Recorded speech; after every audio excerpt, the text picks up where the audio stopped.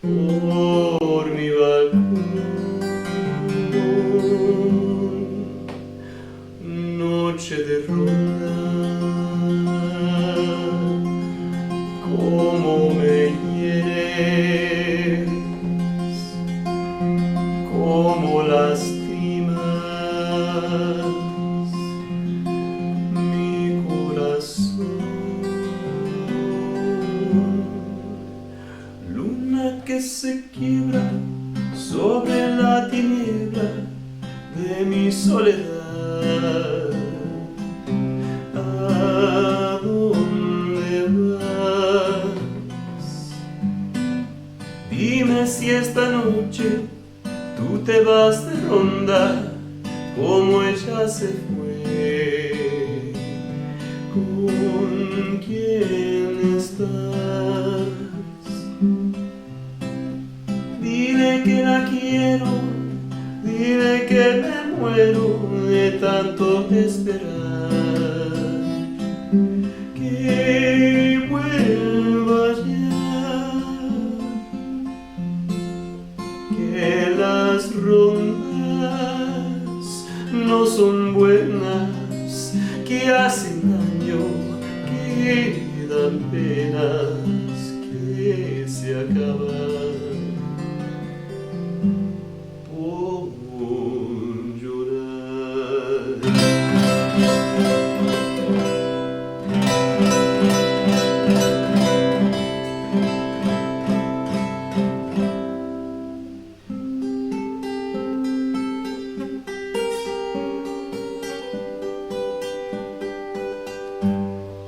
Dime si esta noche tú te vas de ronda como ella se fue. ¿Con quién estás? Dile que la quiero, dile que me muero de tanto esperar. Que vuelva ya, que las rondas no son buenas, que hacen daño, que dan penas, que se acaban por llorar.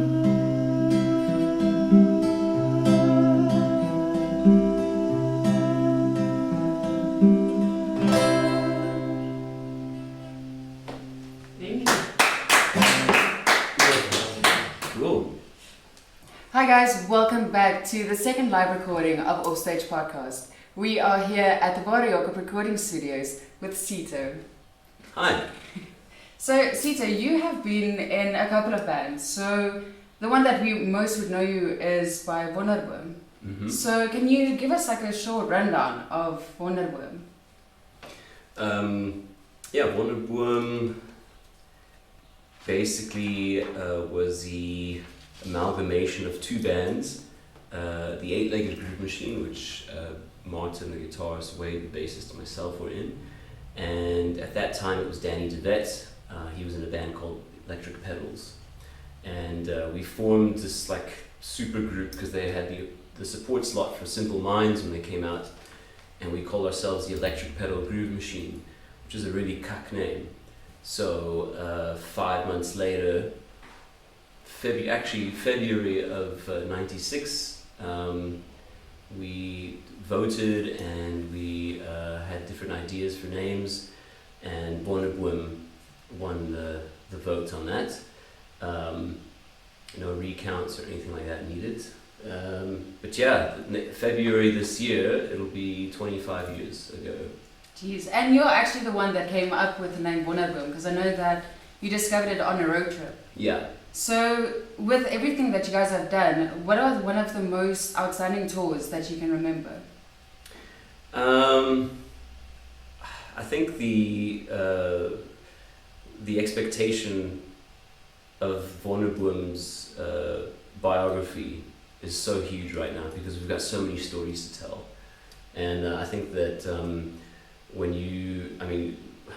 if you want to go on like status and what was like the most sort of high profile kind of tour, I would say touring with Live around the country. When we opened for them, when they came out for the first time, that was cool. Opening for Simple Minds before we were Wonderboom, that was quite cool. But I think a lot of the memorable ones are the ones that we just did as a normal national tour around the country with other bands and all that. And with 25 years behind us, there's just too many to remember and to recount and to talk about. We'll be here all day. So you have been in Jesus Christ Superstar. So what was it like for you to prepare for that role? It was my first time doing theatre kind of professionally. I'd done like school plays and that kind of a thing. So it was like my first real proper theatre gig. And I kind of landed my ass in the butter, but I had to learn quite a lot about discipline and things like that. And when I got the gig, it was through a friend of mine who's an actor, and he prepared me the sort of night before my audition. Peter Turine Productions were apparently struggling to find Jesus. So I got the call like after months and months of them auditioning around the country, and my friend Tony said, would you like to try it out? It's quite a commitment. And I wasn't sure if I should stop Wonderboom for 6 months, because it was like pretty much that kind of a dedication. So I wasn't originally going to do it, and then a friend of mine said just audition and see what happens. And so the night before, I went through to my friend Tony, and he helped me out with like the first sort of half of Gethsemane, and that was that. And then at the audition with the piano and the camera and Peter Turine was quite surreal at the small theatre. I just realized that there was something a little bit more to this production. They kept giving me like all of these different songs to sing like on the fly, and I realized that I could do something more with my voice than what I had been doing. So preparation for that, it was just obviously when we rehearse with the ensemble and with the music director and all the coaches and all that, all of that really helps and supports. And I learned so much from warm-ups and scales, the physicality, getting your body involved and all of that kind of a thing. I really got into the zone. So you've been in quite a few Peter Turine productions, and I think the last one that you did was Rock of Ages, right? Yeah, that wasn't a Peter Turine production. Oh, did you say theatre production? Did you say theatre no, production? No, I said Peter Turine. Peter I thought Turine. that was him as well. No, it wasn't. Anyway, I don't want to that was correct... VR theatrical. That was VR theatrical, okay. Yes. So I don't want to correct you like That's that okay. on camera. But so yeah, the last Peter Turine production that I did was Jesus Christ Superstar, and that was 2011. The other production that I did was Chess, the musical, in 2008. But besides that, it was just pretty much Jesus Christ Superstar, and we took it to Greece and we took it to Korea as well. Okay, and you also did a Led Zeppelin tribute. So who do you think is better? Would you say that, or between Robert Plant or Freddie Mercury? You can't really compare the two. Both ridiculously supernatural voices and vocal ranges. I appreciate Queen's music, and I really got into it later, especially doing a production. They asked me to come in to do a production of Queen at the ballet. So singing those songs, I really sort of developed a beautiful respect and appreciation of Freddie Mercury and his vocal range.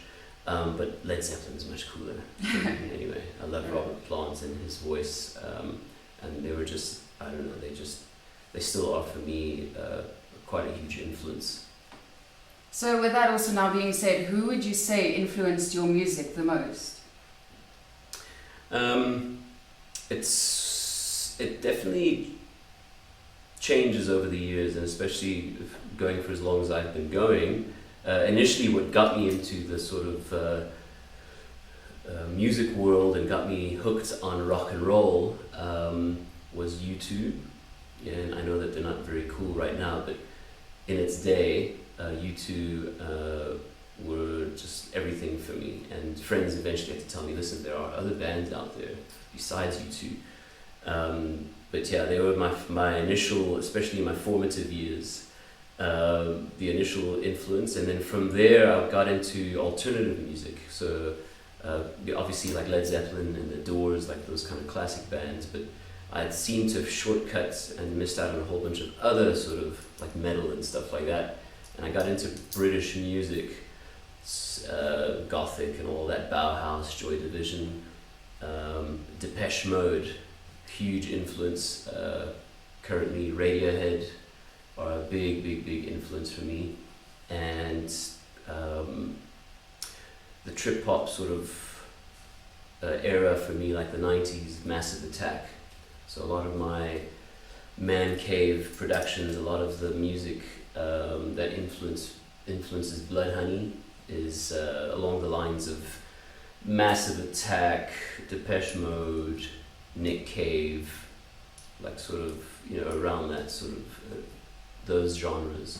Yeah, so I read in an article of Liveology that your parents also influenced your music with Spanish guitar and your upbringing in church. So is that true, and can you tell us more about that kind of upbringing? Yeah, so my both of my parents are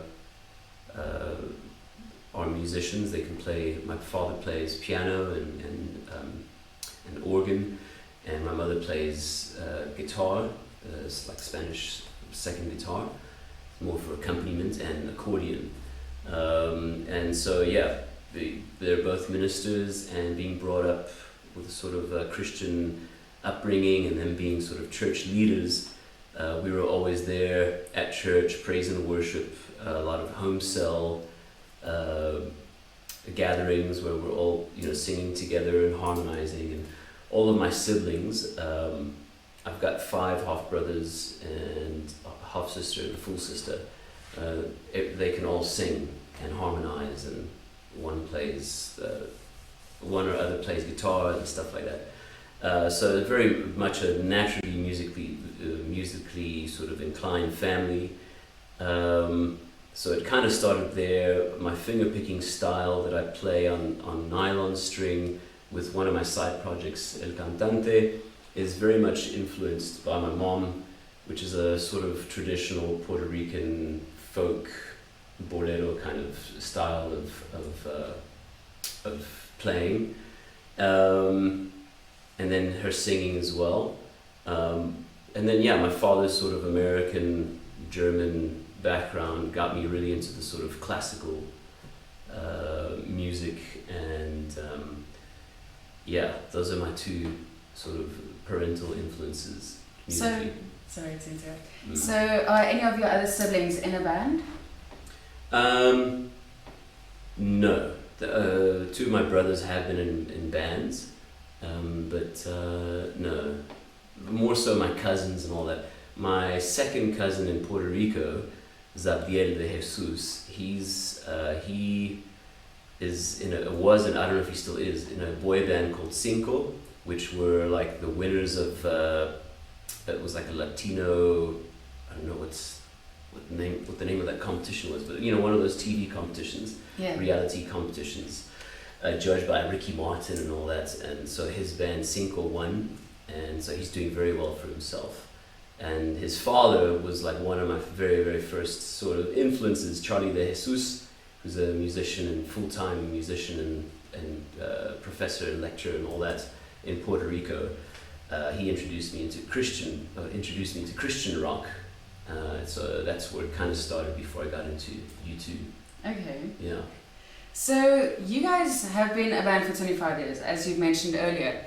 And when you started Wonderboom, or when Wonderboom started, did you think that you guys would be here 25 years later with 5 summer nominations and other competitions that you guys have done and won or came second in? I don't think we've ever seen... I don't think the end has ever been in sight for us. We've kind of like pledged allegiance to each other and just kind of accepted that we're gonna die rocking and rolling. So, but looking back, it really doesn't feel like 25 years. It feels like a couple of years still. We still love playing together. We're supposed to go on a band camp this weekend to write new songs, which I think is now being moved because our bass player has been exposed to somebody with COVID, so we're just gonna isolate him, keep him away from us. So you guys can actually still go on the band camp and just get him on a Zoom call every now and then. Maybe, but yeah, that's not the point, I suppose. We wanted to do that whole organic jamming thing together. So, but yeah, I don't think we ever thought we lost 25 years maybe being alive, let alone having the band still going. But yeah, it's good to look back. Exactly. So, what does the 21st of September mean to you? Right now, it means, I mean, it's still, the 21st of September is the International Day of Peace. And,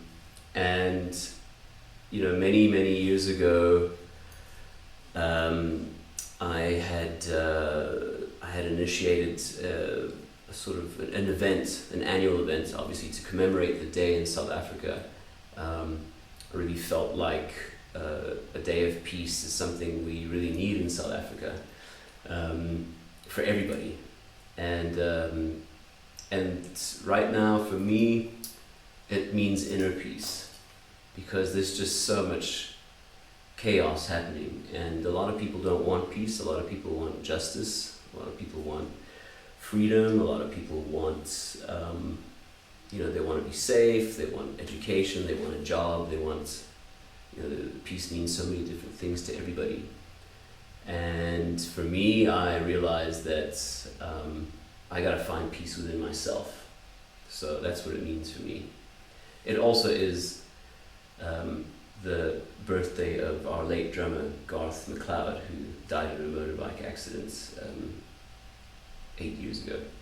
I'm so sorry to hear that, but it's a cool way to celebrate him and what he has bring to the band. Absolutely. He such a legend. Everybody that knew him, had their own beautiful relationship with him, and yeah, very, very fitting that his birthday falls on the International Day of Peace. I used to joke with him.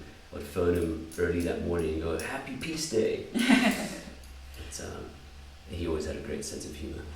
Absolutely. So, looking back at everything that you guys have accomplished, what would you say was the highs and lows of Wonderboom's career?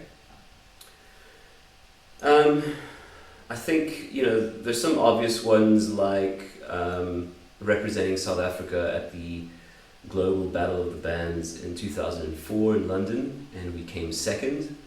Winning the South African leg of that was an amazing sort of experience for us as a band. By then we were already going for about 8 years, and when they had opened the competition to everybody, anybody can enter. So whether you were up and coming or you were already an established band or whatever, there was no restrictions. And in many ways, like a lot of bands who've got status or profile or history, would look down upon a battle of the bands and be kind of paranoid that you can only lose. And it took some convincing with the guys. I had to say, "Do you not believe that you're in the best band in the world?" And when they conceded, us winning the South African leg against big bands, Wicked, Airship Orange, who then became Shadow Club and all that. And then getting announced as the winners on the final at the South African leg of G-Bob, and running up on stage to get our award, and seeing the looks on the band members' faces, we were like teenage boys who just realized our dream. And the whole journey for us getting there, I think being in a band moments like that just are just too special, you know. It's really not only about playing to big audiences or opening for big bands or whatever. It's the growth that happens, you know. So that was a very special moment. And then I suppose a very low was, you know, losing our drummer Garth McLeod to the bike accident. It was completely unexpected, and couldn't have happened to the finest person. So that was our lowest low. Yeah, I can imagine that's not easy, losing someone and then having to replace them. And also learning a new not a new technique, but also for a new drummer to come in and then just kind of replace him. Because I think that's also, it's not to like dive into the emotions, but also looking back and you like usually see his face and now looking at a new person. Yeah. That must have obviously been a bit different. Look, I think it was a gradual process. We obviously had some gigs that we had to cancel and gigs that we had to honor. And Jono, our current drummer, luckily had been jamming with Wade in another project, and Wade put him forward, and he, relatively unknown drummer,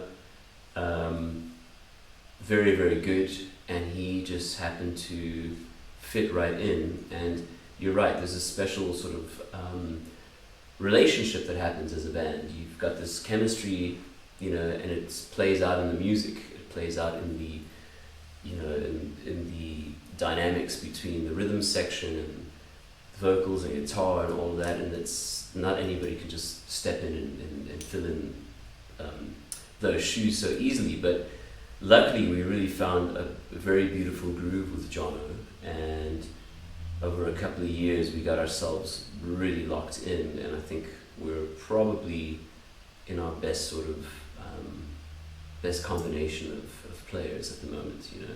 Yeah.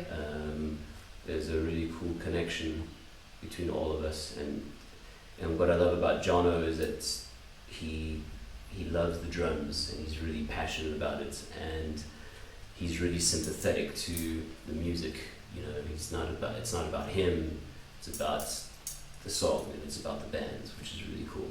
Yeah. So what would you say is the secret to keeping a band together for 25 years? I think for us it's more brotherhood. We're friends first. I mean, there were moments throughout our lifespan where, you know, where we went through some really dark spaces individually, and we had to pull each other out. And I think a lot of when egos are involved and egos get in the way, those are the easiest moments where bands fall apart, you know.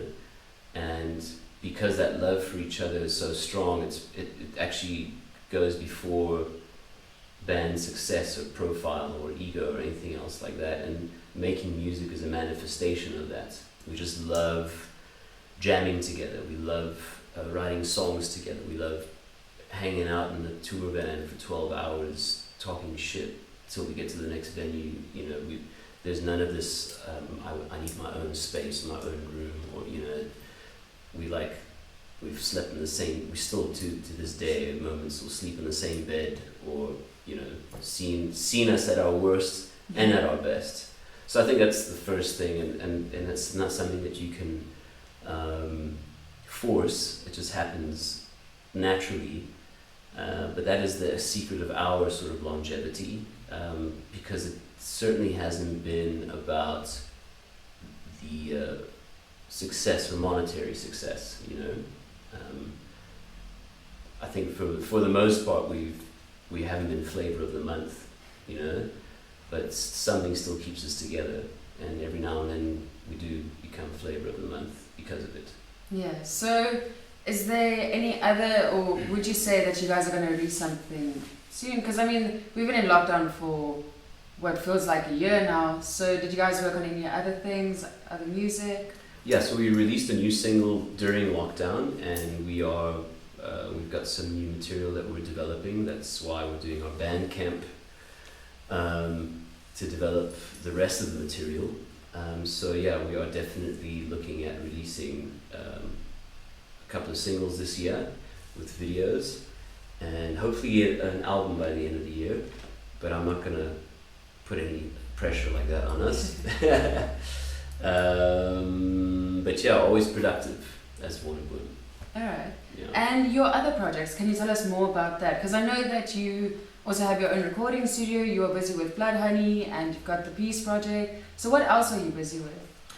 Okay, well look, just to put it out there, the Peace Project, I kind of put on ice since 2016, 2015. But musically, yeah, about almost a year ago, I launched what was supposed to be a solo project called Blood Honey. It's turned out to be like a band now, so like a collective. So I'm really working on that, finishing the rest of those recordings. I've released about 5 singles under Blood Honey, and there's like remixes and stuff like that out there. But now I'm recording the rest of the material with the band.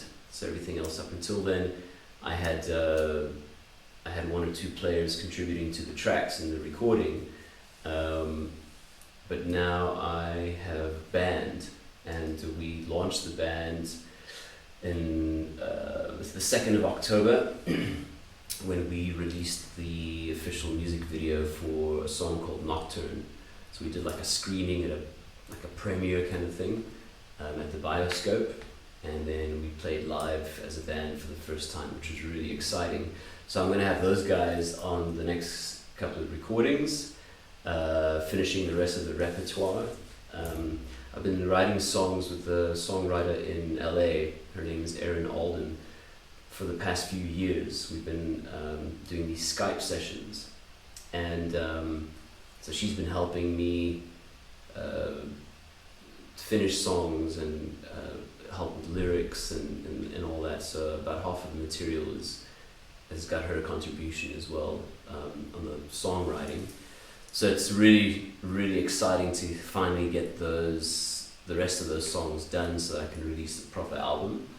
And then yeah, with videos and that kind of a thing. I'm busy recording the El Cantante album, which is my Spanish side project. We're recording that at Bass, the Bass Station, which is in Parkhurst, led by Barry Burke. So that's pretty exciting. We're going to have that out soon as well. It's been a long time coming. A lot of people have been asking for that. So yeah, working on that. And then Absinthe, which is my other side project with Paul Flynn, the lead singer of Sugar Drive. We're romanticizing about our next recordings, so that's going to happen fairly soon as well. But I think for the time being, Blood Honey, El Cantante, and Wonderboom are my priorities for the next couple of months, just to get something out. I mean, that's quite busy. Like, how do you manage everything? Like, take apart, like, okay, I need to work on this for like X amount of hours, or like, how do you manage everything? Very badly. Yeah. I've got such bad time management skills, and for my bread and butter, I do music direction, so corporate events, and like now I'm doing my first sort of TV theme song. So that's where I make my money actually, and so that takes a lot of, obviously takes lots of concentration and time and dedication, but I just kind of put it all in the same sort of melting pot, like me feeding the zoo, I just find the time slots to do that, songwriting and all that stuff, and a lot of the work has been done actually. So I mean, before I hooked up with Erin, the songwriter, I had a lot of unfinished songs written, and just because I'd get to a point I'd get uninspired, or I would get stuck, or I'd just keep putting it on the back burner. And working with someone like Erin, there's just this great sort of pick up where you left off, and when one is down, the other one's up, kind of thing. And it's been a really good experience. I mean, I've been writing songs with Martin from Wonderboom for more than 26 years, and we've got something really cool in that respect. but working with anybody else or on my own is fairly new to me. And because of that collaboration kind of mindset, it's helped me finish my projects. So I've just been like just taking a chance and just finish the fucking song and get it mixed and released and let it go, Exactly. So it's an ongoing process, and that's how I do it. It's just balance, doing a bit of everything, making sure that you put in the time for the things that you keep putting off, all the creative stuff. Don't let life or survival get in the way of it, Exactly. So I have a couple of random questions for you. So the first one that I wanted to ask is, what happens in China that people think stays in China? Well,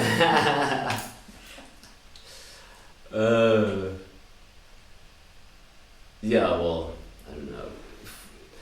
If we say, then the Chinese will send out their spies and take us out, won't they?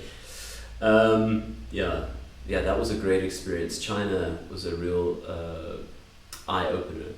We have these ideas of what the world is like, living where we are and being fed by the media that we select, and the lens that we see the world through. And going there was really good for us, and for me anyway, just to see how people live and how they consume music and how they it was nice to test our thing as Wonderboom there, just seeing how it went down with people that had never seen us or heard of us before, and how they responded in a live kind of context. It was really, really endearing.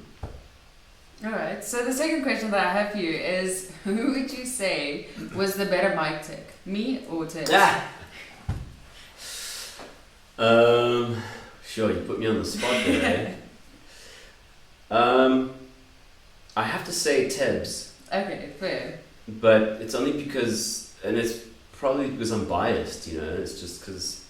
He's your sound tech. He's our sound guy. Yeah. He's my right-hand man, actually. That guy has gotten us out of so much cuck, technically, on tour.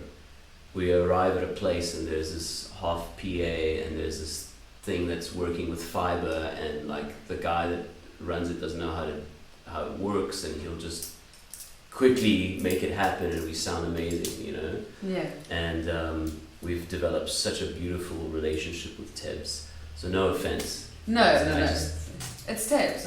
I just trust him. So I actually have a question for you from Tibbs, and his question was, what is your most embarrassing moment on stage?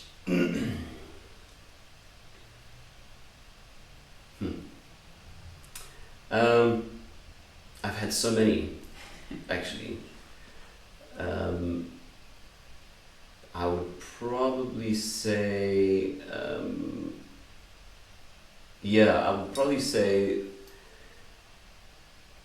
running out onto stage in superhero outfits with socks stuffed down our jocks and capes, and getting on stage and realizing that our guitar tech hadn't put our guitars out yet. Oh no. Yet, let alone tune them or... And when we asked him, like, where are our guitars? He's like, I don't know. Meantime, they were in the boots of the car, so we had to run off in our superhero outfits and then get all that shit sorted out and come out again 15 minutes later.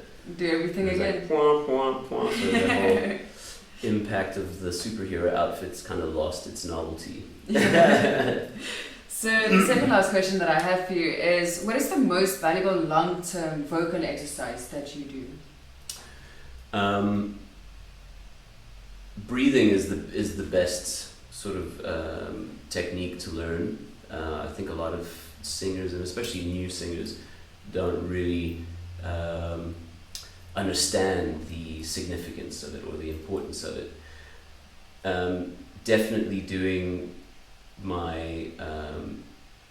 I love doing, starting off very, very small and then building up, and then I do this exercise called the legato staccato octave, where it's kind of like all in one kind of a thing, where you use vowels, and it's a normal major scale normal major scale sort of exercise, and then the legato staccato. So you do the sustain, so you sustain note to note, and then you do a staccato, and then you do an octave, and that's like the most effective one. And then of course everybody loves Bella Signora. Yeah. You just open up and you get all like Bella Signora and sound like a chop. Yeah.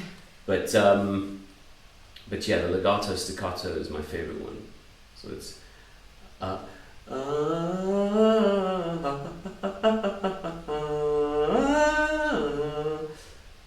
you know, Yeah. use your diaphragm. It's a whole like all-in-one encompassed kind of exercise. Yeah. And then the very last question that I have for you is, if you could say anything to inspire younger artists to pursue their dream in the music industry, what would you say to them?